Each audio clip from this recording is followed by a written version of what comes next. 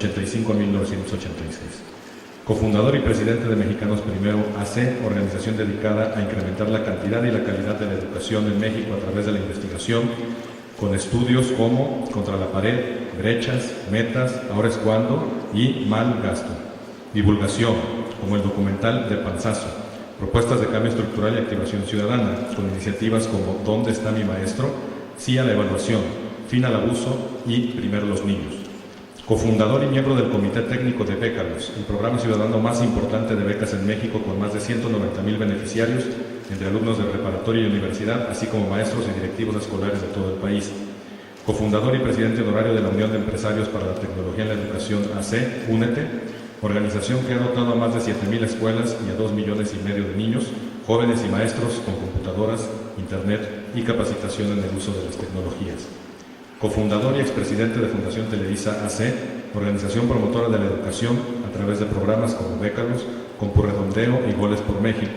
Los valores a través de campañas como Tienes el valor o te vale, la salud, la vivienda y la cultura a través de exposiciones y libros de arte. Fue funcionario público durante 9 años en la Presidencia de la República y las Secretarías de Agricultura y del Trabajo, en donde participó en las negociaciones del Tratado de Libre Comercio, las reformas al artículo 27 constitucional, la ley agraria, la ley forestal, la reforma al Poder Judicial del año 1994, la agenda del Presidente de la República, así como las visitas de Bill Clinton y el Papa Juan Pablo II a México, entre otras. También participó en 3 campañas presidenciales en 1988, 1994 y 2000. Escribe como colaborador invitado en el diario Reforma. Participa en los siguientes consejos y patronatos: Compartamos SAB, el Colegio de México AC, Instituto Tecnológico de Estudios Superiores de Monterrey AC, Fundación Televisa AC, Fundación BBVA Bancomer AC, Ver Bien para Aprender Mejor AC, Inter-American Dialogue en Washington, D.C., Fundación Comunitaria Oaxaca AC, World Education and Development Fund, México, Nueva York, y US Mexico Foundation, México, Washington. Ha recibido los siguientes reconocimientos públicos: Education Leadership Award, World Education Fund 2012, Premio Impulsa al Emprendedor Social del Año, Universidad de Anáhuac 2012, Medalla al Compromiso por la Educación en México, Bécalas 2010, Medalla José Vasconcelos al Desarrollo y Fortalecimiento de la Educación en México, Secretaría de Educación Pública 2006, James L. Fisher Award for Distinguished Service to Education Council for the Advancement and Support of Education Case 2006, Medalla Anáhuac en Educación, Universidad Anáhuac 2006, Premio Fray Antonio Alcalde del Humanismo y Servicio, Hospital Civil de Guadalajara 2005, Gran Orden de la Reforma, Academia Nacional AC 2004, Gran Cruz Oficial al Mérito Meritense, Orden de Malta 2003, Medalla Max Shane, Únete 2001, Condecoración al Mérito Civil, Gobierno Español 2001, entre otros.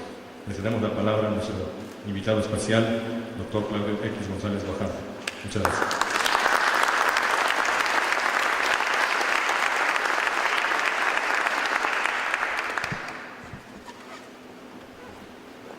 Muy buenas tardes tengan todos ustedes.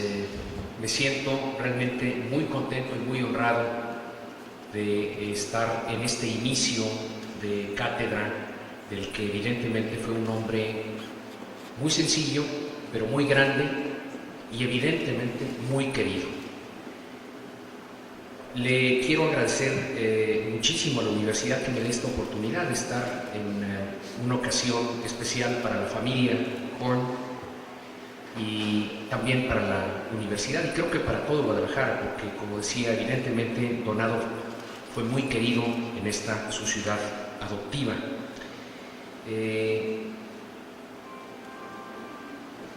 Al rector, como él comentaba, nos conocimos en las líderes educativas. Me da muchísimo gusto que sigan las líderes educativas. Cuando era legislador ya estábamos trabajando en los albores de lo que es ahora la reforma al tercero constitucional. Un legislador realmente muy comprometido con el cambio, muy consciente de la necesidad del cambio, y ahora trabajando en esta gran institución de educación superior de nuestro país.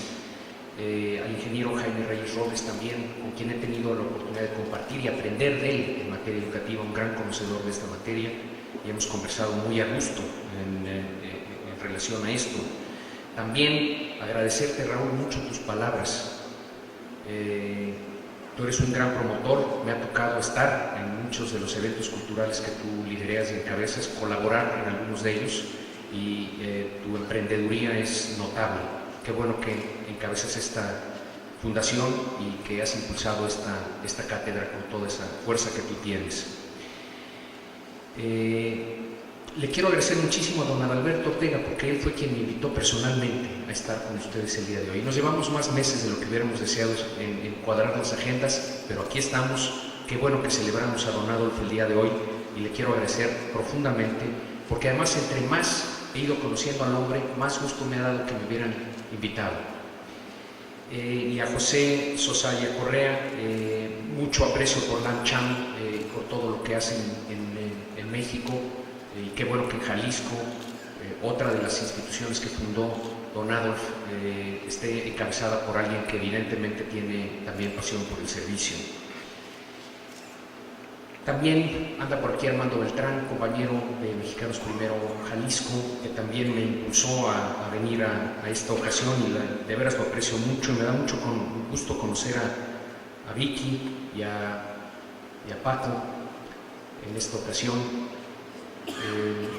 Y bueno, leyendo de su padre y de su abuelo, en realidad lo primero que me vino a la mente, lo escribí al leer de su biografía, es cómo me hubiera gustado conocerlo. Cómo me hubiera gustado conocerlo.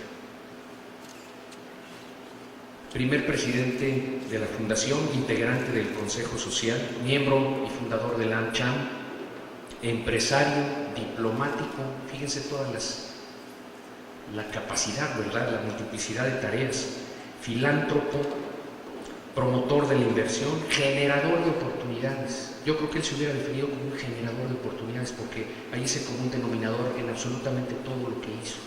Estaba buscando generar oportunidades para los demás. Evidentemente, un humanista, un gran emprendedor. ¿Cuántas cosas emprendió?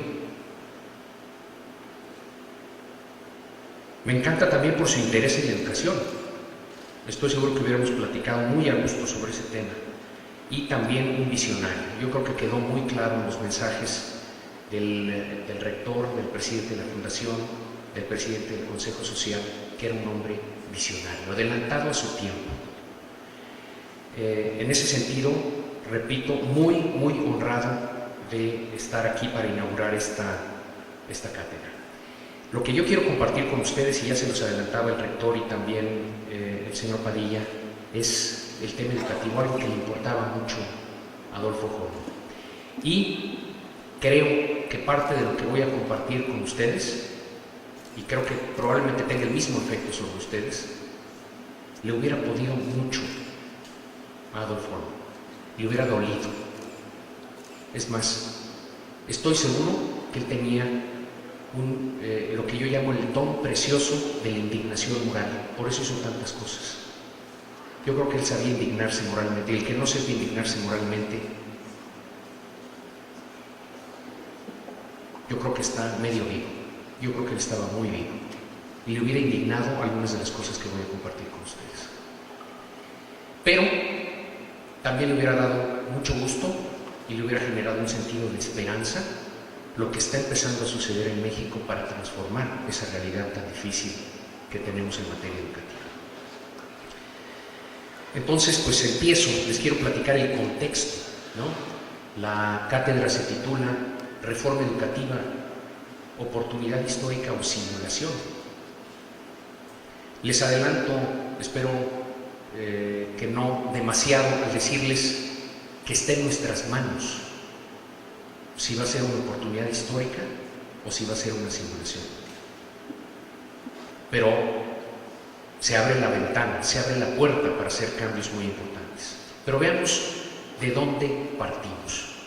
Primero les quiero hablar brevemente de la cantidad educativa en México, y voy a estar haciendo referencia constante a la condición de estos mismos indicadores en el estado de Jalisco, cosa que hemos compartido ya con el gobernador, con el secretario de Educación. Ellos están muy conscientes de esto, no lo divulgan suficientemente, pero sí están conscientes. Imaginen que cada generación de niños mexicanos fuera de 100 para sacar cálculos fáciles. De ellos terminarían en tiempo y forma 92 la primaria. Ese número se ve bien, pero tiene cierto engaño, y lo explico más adelante. El número es idéntico en Jalisco. En la secundaria se siguen pareciendo mucho los números, de hecho son idénticos. 71 nos terminan en tiempo y forma la secundaria, pero ya perdimos a casi la tercera parte de cada generación antes de los 15 años. Dejan el sistema formal escolar. Y luego el bachillerato, en México lo están terminando el 40%, en Jalisco hay un despeñadero brutal. 31 están terminando la preparatoria, en tiempo y forma.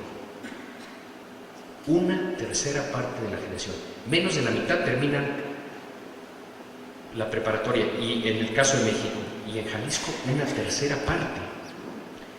Eso nos da una escolaridad promedio en Jalisco un poquito, bueno, sí, un tantito más elevada que en México, pero finalmente estamos hablando del segundo de secundaria.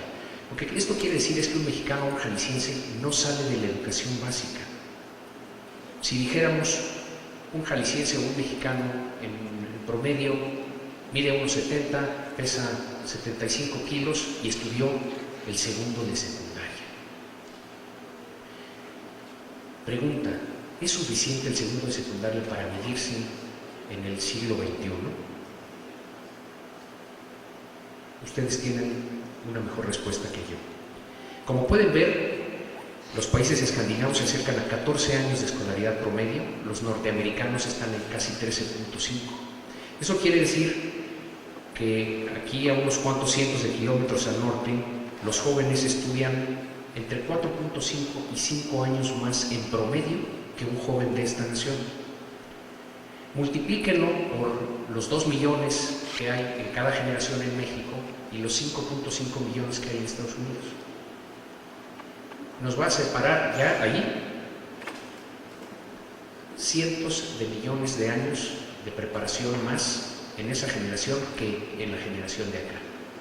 Luego véanlo con todas las generaciones juntas y se vuelve una cifra gigantesca. Ahora compíteles.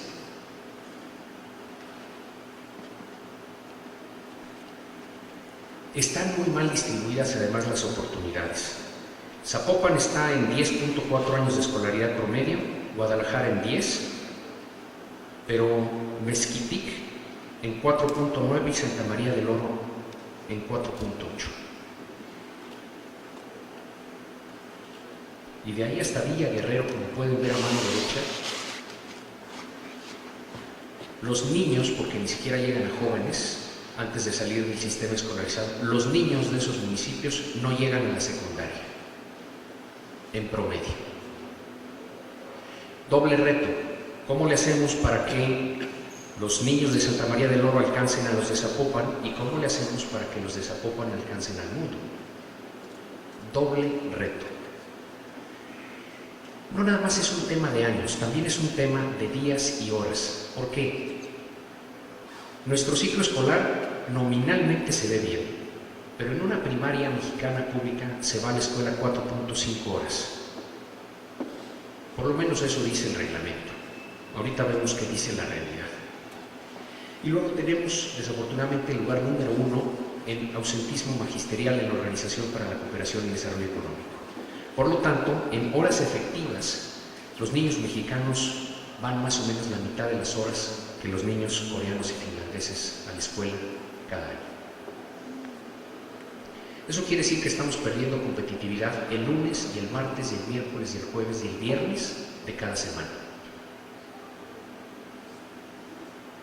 Eso le hubiera dolido a Adolf Horn mucho, porque él se trataba de generar oportunidades y aquí se pierden oportunidades.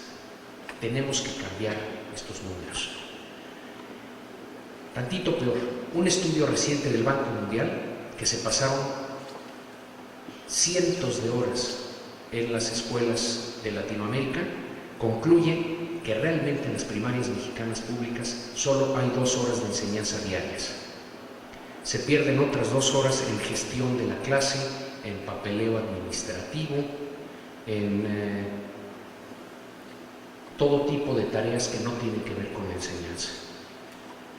Luego media hora de recreo, 24 minutos a tareas ajenas a la clase quiere decir no se presentó el maestro. 2 horas diarias. Ya vimos que en otras naciones van 6, 7 y 8 horas. ¿A qué estamos jugando? Estoy seguro que le hubiera indignado a Adolfo ver estas cifras, como nos debe indignar cada uno de nosotros. Vean esta tabla. Lo recomendado es 80% de tareas, la franja verde, en enseñanza y solo un 20% en gestión. México tiene 50% en enseñanza, casi 40% en gestión y un 10% en un rubro que no encontraron en los países desarrollados. Pero estamos peor que Jamaica y que Perú y que Honduras en este rubro. Reflejo de un sistema educativo corrompido por la política, profundamente corrompido por la política. Vayamos a la calidad educativa. Resultados de la prueba PISA del año 2012. Metimos a Jalisco como si fuera país. 65, 66 participantes. A los 15 años toman los chavos esta prueba. ¿Por qué a los 15 años? Porque es cuando terminan la educación básica y entonces la prueba pretende medir las competencias en matemáticas, ciencias y comprensión lectora para que tú tengas capacidad de aprender para el resto de tu vida, en la prepa, en la carrera y durante tu etapa de vida profesional. ¿Qué bases te dio la educación que te debe de dar bases básica para aprender el resto de tu vida? Si no nos da una nota de urgencia el que Shanghái sea número 1 del mundo, la provincia china de Shanghái, entonces yo no sé qué nos va a dar un sentido de urgencia. Los chinos ya entendieron lo que entendieron sus vecinos de Asia, Singapur y Hong Kong, y Taiwán y Corea y Japón, los reyes de la educación del mundo. Algunos europeos, Suiza, Holanda, Finlandia, muy destacados, el único bueno norteamericano, Canadá. Voy a apuntar al número 14, Polonia. ¿Por qué el 14 Polonia o el 13 Canadá o el 17 Vietnam? Casos muy claros, junto con el número 5 Corea, de movimiento dramático en la tabla en los últimos años. Se puede cambiar la realidad educativa de una nación. Corea en los 80s, penúltimo lugar en indicadores educativos. Hoy, cuando juntas las 3 materias y quitas a Shanghái, número 1 del mundo. Polonia, aplastada por los nazis y luego por los soviéticos. Hoy le gana a los alemanes y a los rusos en educación. Vietnam, bombardeada por los norteamericanos en los 70s, le llevan 19 sitiales a Estados Unidos en educación. Y el producto per cápita de Vietnam es de $1,200, $1,300. Es más pobre que Chiapas.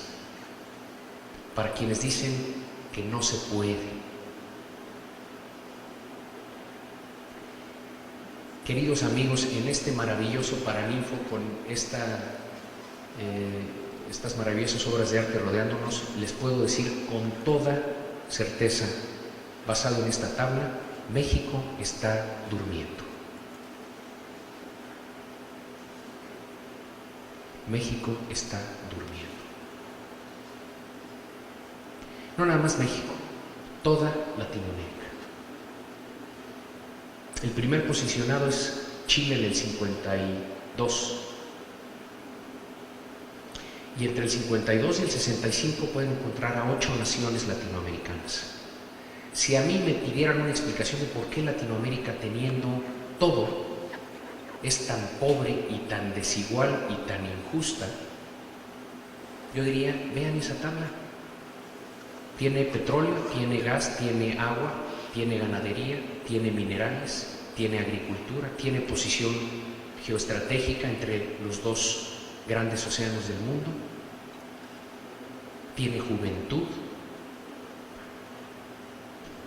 Lo que no tiene es gente preparada. No tiene gente preparada.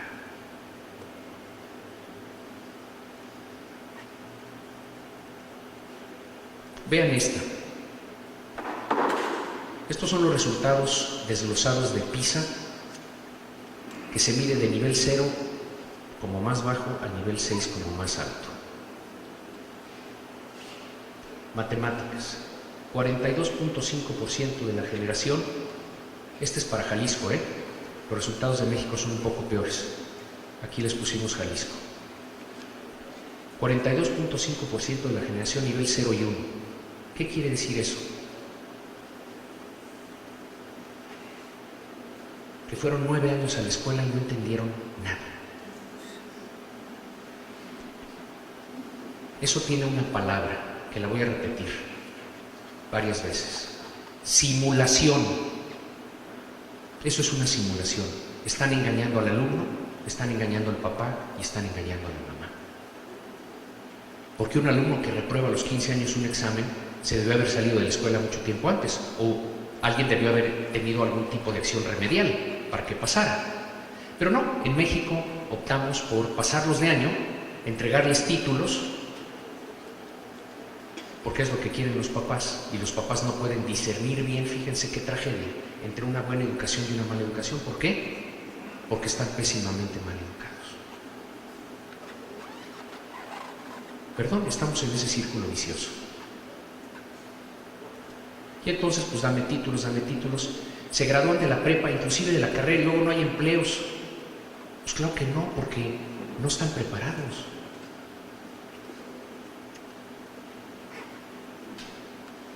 $32.3% de panzazo, 6 de calificación. ¿Ustedes creen que 6 es una buena calificación para el siglo XXI?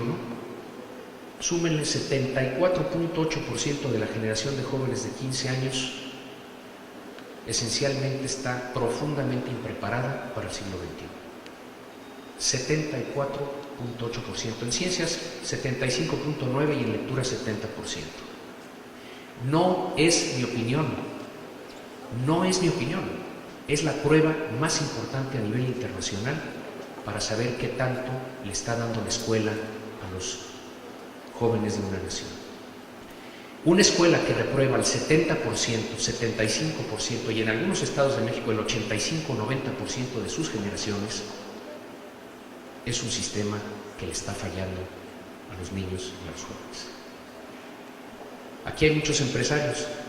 Imaginen que don Adolf hubiera echado a perder, ¿no? Se le hubiera derretido, o se le hubieran azucarado, o se le hubiera deshecho el 75% de los helados que vendía. Ustedes me van a decir si Bing hubiera abierto para el segundo día. El sistema educativo nacional está quebrado y no querer verlo es un gran error. Y hay que verlo por lo que es para cambiarlo. Decía un expresidente norteamericano, James Garfield, la verdad te hará libre, como dice el dicho, pero primero te hará miserable. Pero en México no nos gusta ver la verdad. ¿Quién de ustedes conocía estas cifras? Y aquí hay expertos de educación.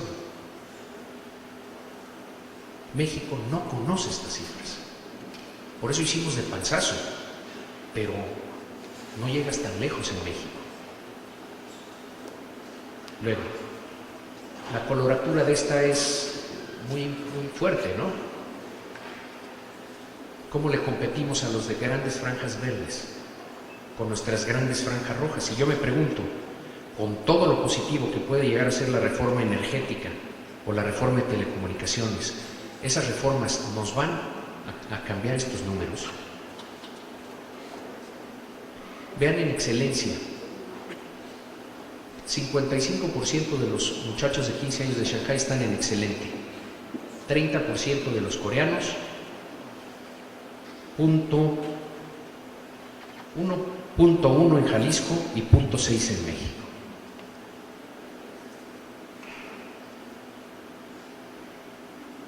Corea pidió el registro de 12,000 patentes el año pasado a nivel internacional. Toda Latinoamérica 550 millones de habitantes, más de 10 veces más, 11 veces la población de Corea, pidieron entre toda Latinoamérica 1.200 registros.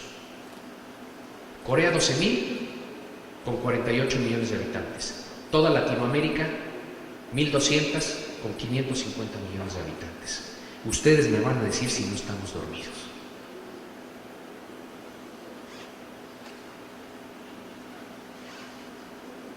Y el mundo no nos va a esperar, ¿eh? El mundo no nos va a esperar. El mundo, sobre todo el mundo desarrollado, ya entendió que todo va de capital humano. Por eso, qué bueno que existen instituciones como la Universidad de Guadalajara, pero no es suficiente, porque la Universidad de Guadalajara está recibiendo alumnos muy mal preparados, se los aseguro, muy mal preparados. Y de repente los tiene aquí 1 o 2 años de propedéutico y luego les da 1 o 2 años de carrera. Y vámonos para afuera.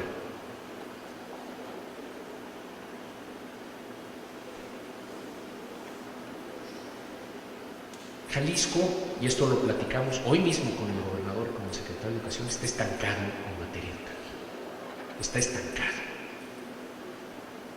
En el índice de desempeño educativo incluyente de Mexicanos Primero, que hacemos año con año, llevamos 6 años haciéndolo, están en el lugar 18 en secundaria, atrás del promedio nacional, mejor en primaria, número 10. No es suficiente. Yo hubiera esperado ver a Jalisco en los primeros 3 lugares. Este índice utiliza un factor de nivelador. Le pone peso a quien tiene nivel socioeconómico alto y le entrega liviandad a quien viene de atrás, tipo Chiapas, Guerrero, Oaxaca. Como pueden ver, Oaxaca y Michoacán, con todo y el peso extra que les quieras dar, siguen hasta abajo en la tabla. A Jalisco, el peso extra que le ponemos para nivelar la situación socioeconómica de los jóvenes y medir cuál es el valor agregado de la escuela pública y privada local a favor de la educación, sale bastante mediocre. Con esas mismas palabras lo hemos comentado con el gobernador y el secretario Ayón. Ahí están algunas de las cifras ya más desglosadas año por año. Adelante, para no entrar en demasiado detalle. Parte de nuestro problema es que malgastamos. Y me voy a tratar de apurar esta parte porque es la parte dura, pero que si no la entendemos, entonces no hay tracción y no hay pasión y no hay convocatoria para la reforma educativa, ¿no? Cuando tú ves estos números y luego ves que hay gente que se opone a la reforma educativa, dices, qué mezquindad, qué profunda mezquindad, oponerse a cambiar algo que le está fallando de una manera tan fuerte a nuestro país. Parte es el gasto, porque aquí se dio una componenda política horrible que politizó la educación en el país. La lógica era del lado gubernamental: yo quiero que tú seas parte de mi gran cuerpo, maestros, yo te voy a dar privilegios varios porque tú eres parte de mi club, político inclusive, y tú a mí me vas a dar control sobre el magisterio, me vas a dar apoyo político y electoral cuando lo requieren. Y con el paso del tiempo en ese pacto se fueron agigantando las cúpulas sindicales, porque claro, un gobernador pactaba eso y entonces le subíamos el aguinaldo a los maestros de 15 a 20 días y el otro gobernador de 20 a 25, pero pasan muchos gobernadores y a veces los gobernadores más débiles de año en año van aumentando estas prestaciones, que además son reconocibles para el siguiente año, entonces van, crece y crece y crece. El aguinaldo promedio de un maestro en el país hoy ya rebasa los 100 días. Para que vean la profunda irresponsabilidad de los gobernantes a nivel federal y local en términos de la chapuza de yo te sigo dando y alimentando, y los volvieron unos tigres. Y a los tigres no los aplacas dándoles chuletas. Lo que quieren es más chuletas. Y luego, si no les das chuletas, amenazan con tragarte, ¿no? Al entrenador.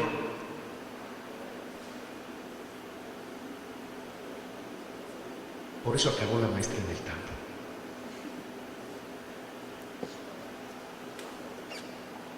Pero ese pacto, vean el daño que le generó al país. Muchísimo gasto en materia educativa, en nada gastamos más en México.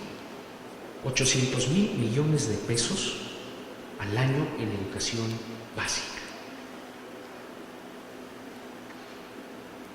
5% del Producto Interno Bruto,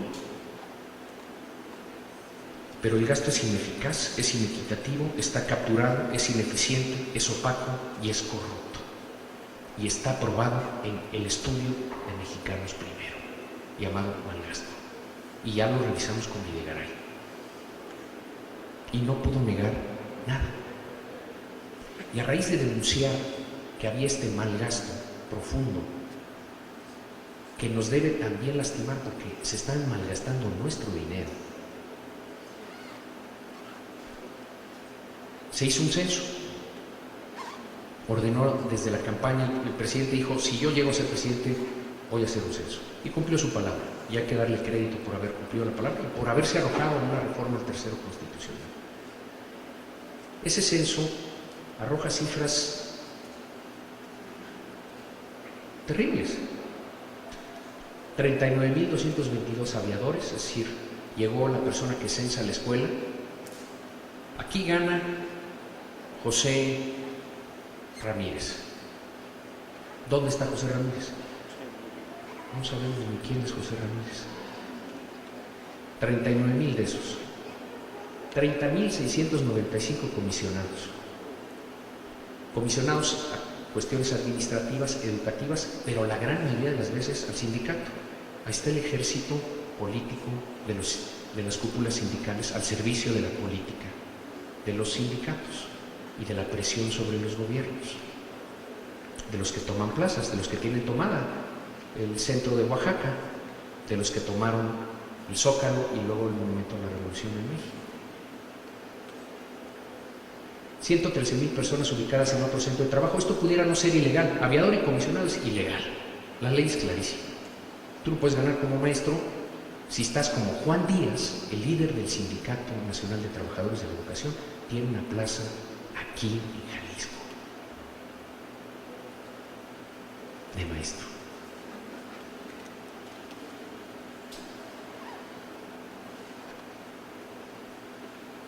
$213,000 personas ubicadas en otro centro de trabajo. Eso pudiera ser irregularidad.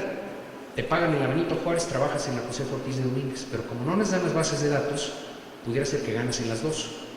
De hecho, hay un fenómeno gigantesco de miles de personas, de decenas de miles de personas que ganan dobles, triples, cuádruples y quíntuples plazas. Y luego 114,000, casi 115,000 jubilados, retirados o fallecidos que siguen ganando de la nómina magisterial. Y es un cálculo conservador, ¿por qué? Porque los que fueron a censar encontraron a miles, decenas de miles de maestros que sí estaban ahí porque querían estar formaditos para así recibir su cheque cada 15 días. Pero cuando les preguntaron, ¿y tú de qué das clases? Me reservo mi derecho a no responder. Oye, pero es en primaria, el primero de primaria, el segundo de primaria. No le voy a responder. Luego, por ejemplo, en Nayarit, los días de los censos fallaron el 10% de los maestros. Sospechoso. En fin, lo que les quiero decir, podríamos agrandar esta cifra. Pongámosle 10,000 pesos por plaza, muy bajo, porque ganan más los maestros que 10,000 pesos. Le quitamos bonos, le quitamos aguinaldos, le quitamos prestaciones, no consideramos lo que tiene que ver con las entregas a los cúpulas sindicales, que son masivas, del Día del Maestro, Día de la Mamá Maestra, Día del Papá Maestro, Día de lo que tú quieras. Estás hablando de 298,000 pagos irregulares, nada más aquí. Pongámosle 10,000, multipliquémoslo por 12, 35,000 millones de pesos al año. No sé cuál sea el presupuesto de las instituciones públicas de educación de este estado, pero 35,000 millones de pesos es un mundo de dinero. De hecho, todo el presupuesto de Jalisco en materia educativa es de 41,000 millones de pesos. Es decir, casi todo el presupuesto educativo de Jalisco, irregular o ilegal. No sé si está el internet puesto, porque quiero que vean a qué velocidad corre el abusómetro que pusimos en periférico en la Ciudad de México. Da cuenta de la velocidad a la que se desvía o roba el dinero de los mexicanos en materia educativa. Si hay internet, van a poder ver a qué velocidad va el asunto, pero no sé si anda por ahí Miroslava, nos puede decir si jala el internet o no. Yo me imagino que no, porque ya me mandaron a la siguiente lámina. Pero créanme, si entran a la página finalabuso.org, hoy en la noche van a ver a qué velocidad se está desviando el dinero educativo a fines no educativos. Es lastimoso. En Jalisco, 41,000 millones de pesos, 14,641 pesos por estudiante, 69% de la Federación, 31% del Estado, y un problema serio también en términos de malgasto educativo. Lo platicamos ya con el gobernador también. La siguiente, por favor.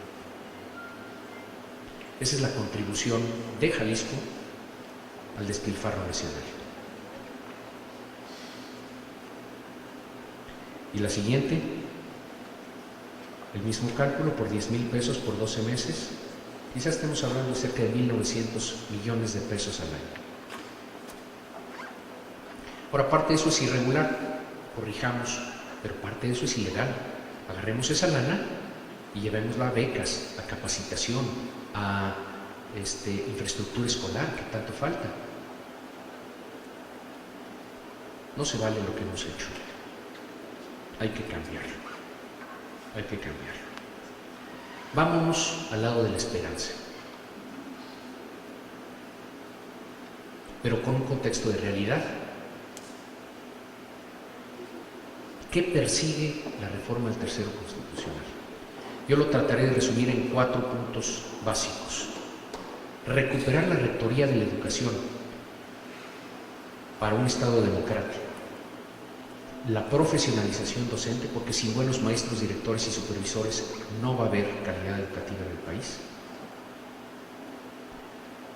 Que gastemos de manera más transparente y eficiente, y que haya mayor autonomía escolar y mucha más participación social en la escuela pública, en la lógica de que la escuela pública, y este es un concepto que si no nos cae el 20, entonces no la vamos a hacer. La escuela pública no es del gobierno, no es del gobierno, ni la universidad pública es del gobierno, es de todos los mexicanos.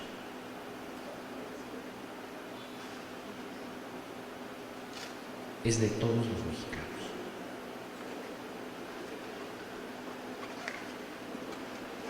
¿Cómo es que vamos avanzando? Yo creo que a lo largo de los últimos años se está dando mayor atención y priorización a lo educativo. Este tipo de datos que hay que compartir masivamente, vuelvo, lo intentamos a través de Depansazo, pero no es suficiente. Tiene que ser del conocimiento de todos los mexicanos. De otra manera, no habrá la atracción social para enfrentar a los intereses creados que quieren evitar que cambiemos lo educativo. Segundo, se hizo una reforma profunda al tercero constitucional. No es una reforma cutánea ni superficial y tampoco es nada más una reforma laboral. Sí tiene implicaciones laborales, pero es una reforma profundamente educativa. ¿Por qué? Los siguientes puntos me van a ayudar a explicar. Tenemos nueva legislación secundaria, nueva ley de educación. Se reformó, pero propiamente se rehizo la ley de educación, la ley del servicio profesional docente y la ley del Instituto Nacional de Evaluación Educativa. 3 nuevas leyes en materia educativa. Todo eso hemos avanzado de diciembre del año 2012 para acá. Pero claro, se abonó el terreno por muchos años. No, las cosas no suceden por generación espontánea. Se armonizaron las leyes locales, salvo el caso de Oaxaca, que está de pronóstico reservado qué van a hacer en Oaxaca. Y si hay tiempo al finalizar para preguntas y respuestas, encantado de que abordemos el tema de Oaxaca.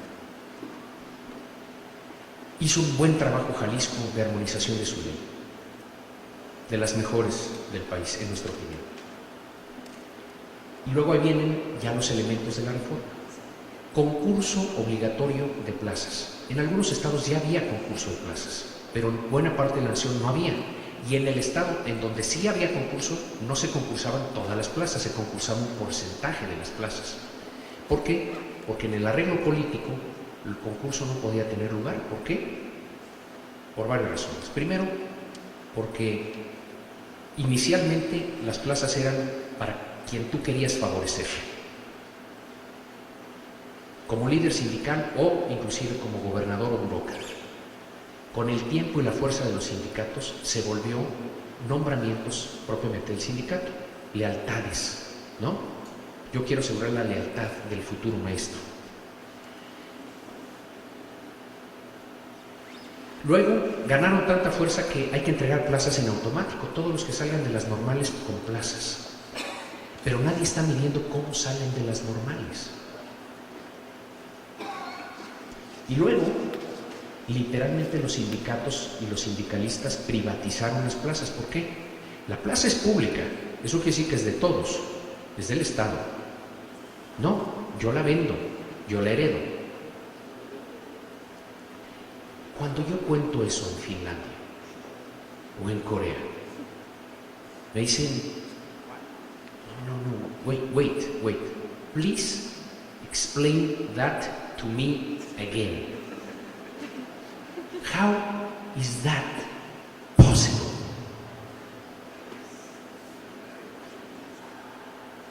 I'm sorry to say, but yes.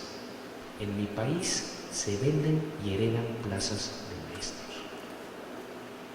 Imagínense poner en manos de alguien que compró una plaza o heredó una plaza a los niños de México. ¿Cómo nos van a salir los niños de México? O que salió de una disquescuela de maestros, porque la gran mayoría de las normales del país son disquescuelas, para enseñar a nuestros hijos. O que fue nombramiento a la comadre, al amigo, al líder sindical. ¿Esos van a educar a nuestros hijos? Eso permitimos nosotros que sucediera. Les voy a decir una, ¿qué corre más a prisa que el abusómetro? Más a prisa que el abusómetro corre el dejadómetro. Todo esto ha sucedido porque nosotros lo permitimos, porque no lo fiscalizamos, porque no lo auditamos, porque no lo reclamamos, porque no lo denunciamos.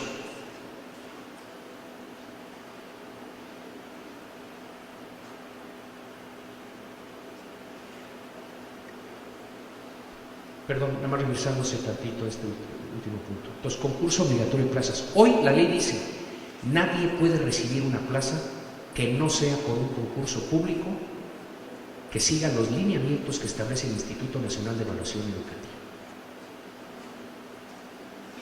Acaban de ser los primeros concursos de esta nueva era en julio. ¿Y qué creen que dijo el INE? 85% de los aspirantes a dichas plazas no pueden ser maestros. 85%. Imagínense cómo están nuestras escuelas normales. Pero llevamos décadas entregándole las plazas a esos no maestros. ¿No es cierto? Porque hasta ahora sabemos que no están preparados. Y solo ese 15% para recibir las plazas, en orden de prelación. Rompimiento del monopolio en las escuelas normales. La ley es muy clara. Un estudiante de la Universidad de Guadalajara puede aspirar a ser maestro en una escuela pública, primaria. Eso no era posible antes de la reforma. ¿Qué genera eso? Una competencia masiva por las plazas de maestros. ¿Qué genera la competencia en general? Y estoy absolutamente cierto que Adolf Bing hubiera estado absolutamente de acuerdo conmigo en esto, que la competencia va a generar mejores maestros.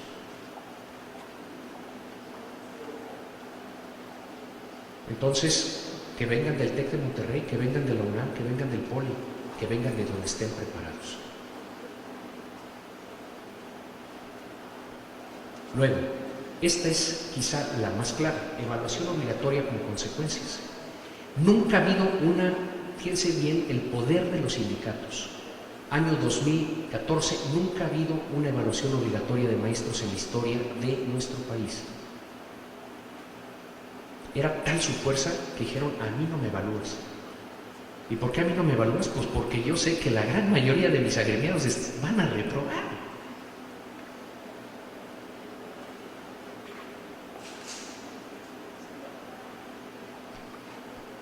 El que no se presente a evaluarse, y se van a presentar en 25% cada generación los maestros de educación básica del país, porque cada 4 años se tienen que volver a evaluar, a partir de septiembre del año 2015, es decir, en un año, inicia la evaluación obligatoria de los maestros en este país.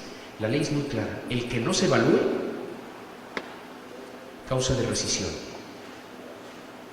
El que se evalúe y repruebe, hay de dos. Si tú vienes del sistema viejo donde te prometió una plaza vitalicia, imagínense qué ridículo, plaza vitalicia, el famoso tenure. Si tú repruebas una vez, tienes que ir a capacitación. Si no te capacitas, te vas del servicio. Si repruebas la segunda vez, te tienes que ir de nuevo a capacitación. Vuelves a reprobar, te saco del salón, te doy una chamba administrativa por ahí, porque te prometí la plaza vitalicia. ¿Eres nuevo?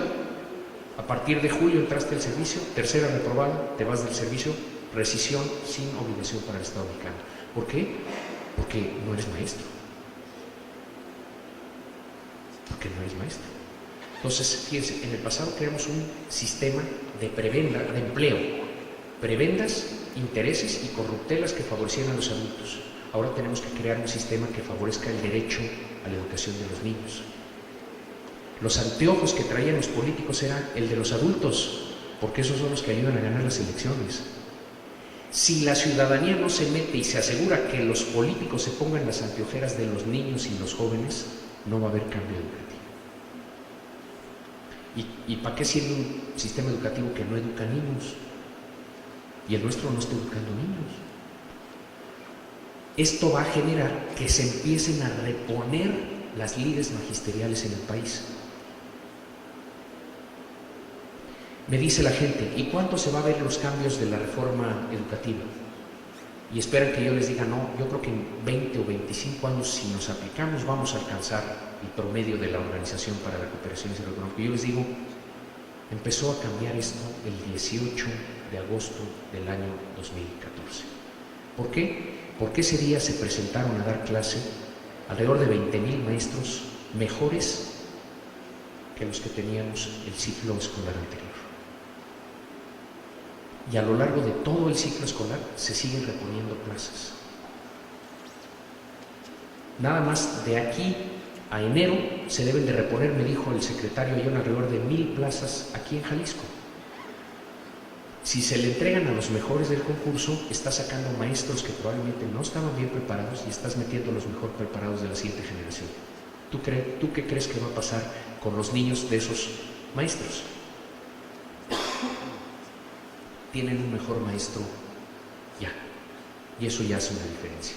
Y si aceleramos el paso en la reposición, entonces vamos a cambiar, pero para eso tenemos que implementar la reforma. Carrera profesional docente, quien pasa los exámenes, hay que pagarle y pagarle bien. Tenemos que crear al maestro como el héroe de la narrativa de la recuperación de la educación en el país. Ahorita la fama del maestro está muy mal. Y en contra de lo que dicen las cúpulas sindicales, que Mexicanos Primero creó esa mala fama, que se vean en el espejo los líderes de las cúpulas sindicales, porque ellos y sus desmanes y sus corruptelas y sus compras en Neiman Marcus y sus tomas de plaza, eso es lo que le ha generado una mala imagen a los maestros del país, injustamente, porque la gran mayoría de ellos no se siente representado por sus cúpulas. Pero hay un sistema vertical, autoritario, una pequeña Cuba dentro de México, en el sistema educativo. Estoy seguro que aunque Adolfo nació en Cuba, no estaba de acuerdo con la Cuba autoritaria. Y el sistema educativo nacional ha sido autoritario y vertical, desastroso. Un sistema educativo que no es democrático no es un sistema educativo, por definición.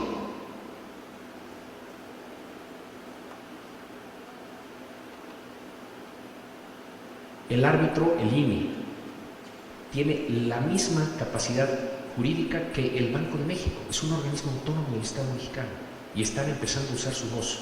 Ya dijeron que el 85% de los normalistas no funcionan. ¿Quién había dicho eso antes? Bien, puntos para el INE. El censo, ya hablamos. SIGED, el Sistema de Información y Gestión Educativa, que tiene que seguir al censo para que no nos vean la cara en el futuro. 35,000 millones de pesos al año es el robo del siglo cada año. Mecanismos de mayor autonomía para las escuelas. Si tú tienes profesionales de la educación, de hecho los maestros en educación nunca debieron haber estado sindicalizados, lo que pasa es que eso es lo que le convenía al sistema político. Pero un maestro es un profesional, no es un empleado, no es un obrero. Lo metieron en el mismo paquete del obrero. No, colegios de profesionales que defiendan los intereses de los maestros. Yo nunca voy a estar en contra de los derechos de los trabajadores, pero a los maestros les corresponde un colegio de profesionales, no un sindicato, y menos un sindicato dirigido por la maestra Gordillo o Carlos Ojitu, por Dios santo. Los más excelsos exponentes de la corrupción en este país. Imagínense, el líder de los maestros, el ser más corrupto y con peor fama del país. ¿Y mexicanos primero le hacen mala fama a los maestros? No sean así, cabrón. Más avenidas de participación social, ya se los comentaba, la escuela pública es de todos nosotros. Si no nos metemos nosotros, no va a salir esto. ¿Por qué no va a salir?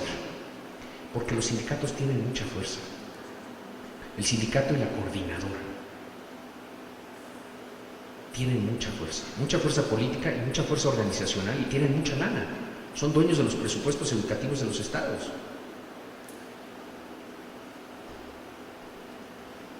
Entonces, ¿qué hace la reforma al tercero? Estaba el sindicato literalmente golpeando contra las cuerdas al gobierno. La reforma al tercero saca la pelea a la mitad del cuadrilátero.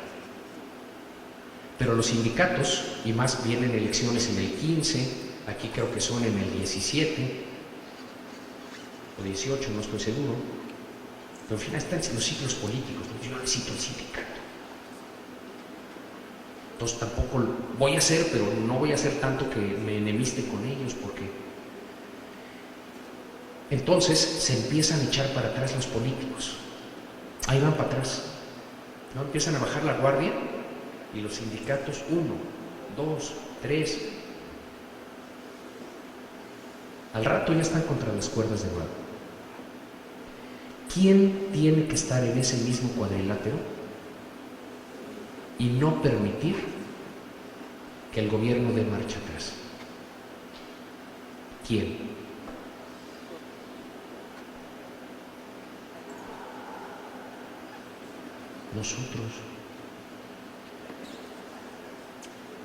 Nosotros, ni un paso atrás, es más pasos para adelante. Si no, se van a echar para atrás. Yo no creo en ningún gobierno, yo solo creo en los ciudadanos, y en México no hay suficientes ciudadanos, por eso tenemos tan malos gobiernos. El día que aprendemos a usar nuestra voz, que empezamos a hacer propuestas, que empezamos a mostrarles que hay corrupción, que empezamos a mostrarles que están mal los resultados, que lo empezamos a llevar a los medios de comunicación, que empezamos a generarles costo político. Fíjense bien, estos tíos no entienden de virtud, estos tíos entienden de costos. Si el sindicato me impone un costo altísimo para moverme y la ciudadanía no me impone ningún costo, pues me muevo del lado del sindicato. Si la ciudadanía me impone más costo que el sindicato para moverme, entonces me muevo del lado de los ciudadanos. Probos y virtuosos no son, pero tontos no son. Son bien abusados y quieren poder. Si los ciudadanos no tienen más poder que los sindicatos, le van a hacer caso a los sindicatos. Por eso ya hay un capítulo local de Mexicanos Primero en Jalisco. Y estamos tratando temas muy delicados con el gobierno estatal para mover a la educación de este estado, que está muy mal.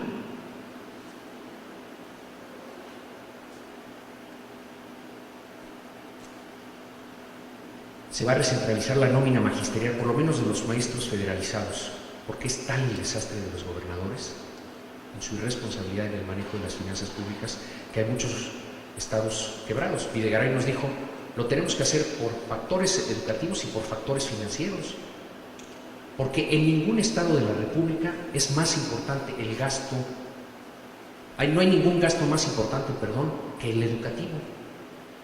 Y en ningún estado de la República deja de ser 90, 92, 95% la nómina magisterial del gasto total educativo, cuando en la Organización para la Cooperación y Desarrollo Económico ronda el 75%.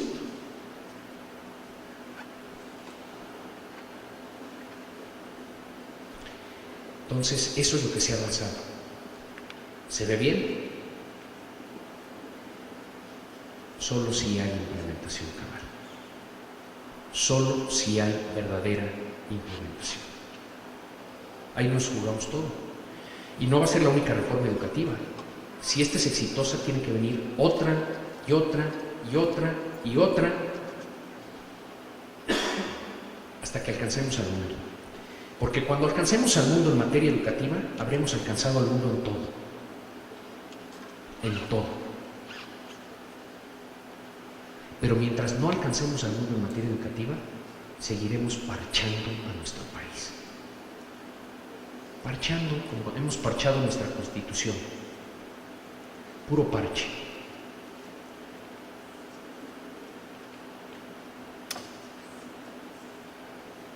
De nuevo, ¿oportunidad histórica o simulación?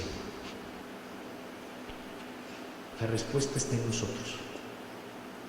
Está en los medios de comunicación que nos acompañan hoy. Está en las universidades, que no se pueden olvidar del sistema de educación básica. Porque están predestinadas a fracasar si no hay buena educación básica en las universidades del país. No pueden tener el nivel de las universidades de otras naciones si están recibiendo alumnos que no están preparados como los de otras naciones. Simplemente no es posible.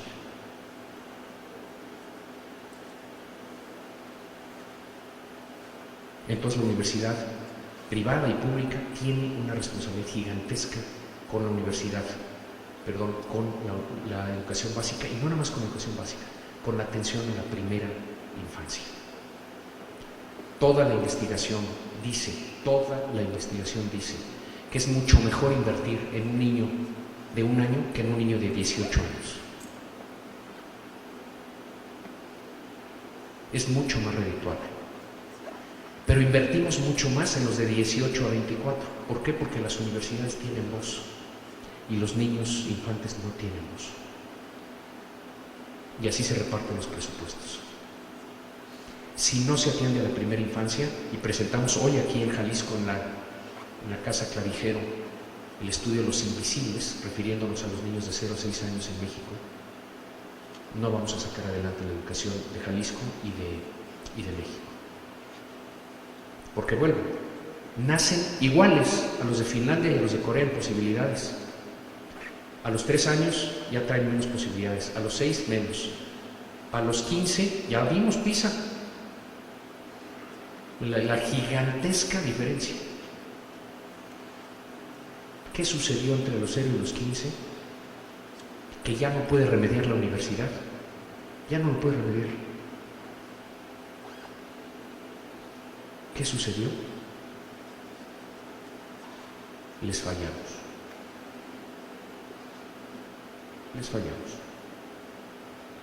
Ya no podemos fallar. Aquí nos jugamos el todo por el todo. En esta reforma nos jugamos el futuro del país. Y las que vengan. Decía Adolf Horn, y yo estoy con él, me gustaría vivir 20 años más para ver todo lo bueno que va a ocurrir en este país. Muchos de ustedes no le tienen tanta fe como yo. Tiene un gran futuro. textual Adolf Horn. Si implementamos esta y el resto de las reformas y nos vamos por más reformas, yo estoy en el campamento de Adolf Horn. Muchísimas gracias.